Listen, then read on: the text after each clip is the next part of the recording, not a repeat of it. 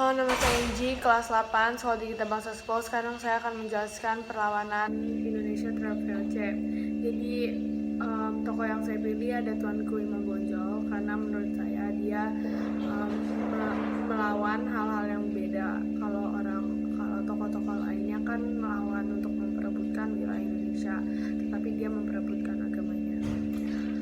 Jadi, penjelasan biodata Tuanku Imam Bonjol itu, Tuanku Imam Bonjol lahir di Bonjol pada tahun 1772. Nama aslinya adalah Muhammad Syahab.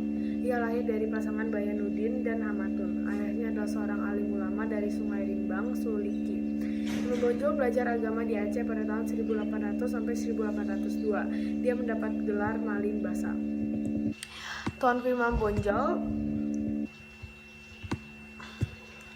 adalah salah satu pemimpin dan pejuang yang berjuang melawan Belanda dalam peperangan yang dikenal dengan nama Perang Padri.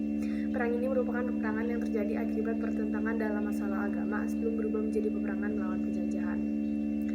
Selain menjadi seorang pejuang, Imam Bonjol juga merupakan seorang ulama yang memiliki cita-cita untuk membersihkan praktek Islam dan mencerdaskan rakyat Nusantara dalam wawasan Islam. Ia menuntut ilmu agama di Aceh pada tahun 1800 sampai 1802 dan dia mendapat gelar Malin Basa. Sebagai ulama dan pemimpin masyarakat setempat, Tuanku Imam Bonjol memperoleh beberapa gelar, antara lain yaitu Peto Syarif, Malin Basa, dan Tuanku Imam.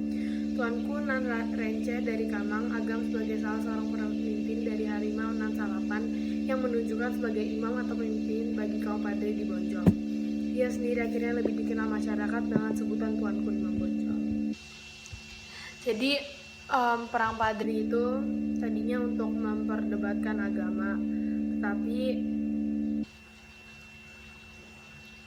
tapi malah menjadi peperangan. Jadi perang Padri itu perang Padri itu meninggalkan kenangan heroik sekaligus traumatis dalam memori bangsa. Selama sekitar 18 tahun pertama perang itu 1803 sampai 1821, praktis yang berperang adalah sesama orang Minang dan Mandailing atau Batak umumnya. Jadi Tuanku Imam Bonjol setelah berperangan, dia menyerah pada Oktober 1837 dengan kesepakatan bahwa anaknya yang ikut bertempur selama ini, Nali Sultan Caniago, diangkat sebagai pejabat kolonial Belanda. Imam Bonjol dibuang ke Cianjur, Jawa Barat. Kemudian dipindahkan ke Ambon dan akhirnya ke Kota Minahasa dekat Manado. Di tempat terakhir itu, ia meninggal dunia pada tanggal 8 November 1864. Tuanku Imam Bonjol dimakamkan di tempat pengasingannya tersebut. Tuanku Imam Bonjol menulis autobiografi yang dinamakan Naskah Tuanku, which is autobiografi pertama yang ditulis dalam bahasa Melayu, disimpan oleh keturunan Imam Bonjol dan dipublikasikan tahun 1925 Berkeley dan 2004 di Padang. Perjuangan yang telah dilakukan oleh Tuanku Imam Bonjol dapat menjadi apresiasi akan kepahlawanannya dalam menentang penjajahan.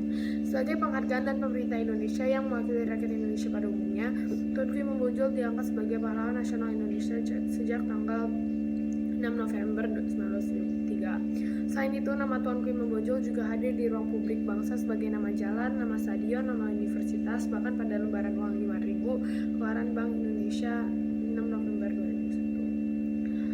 Oke.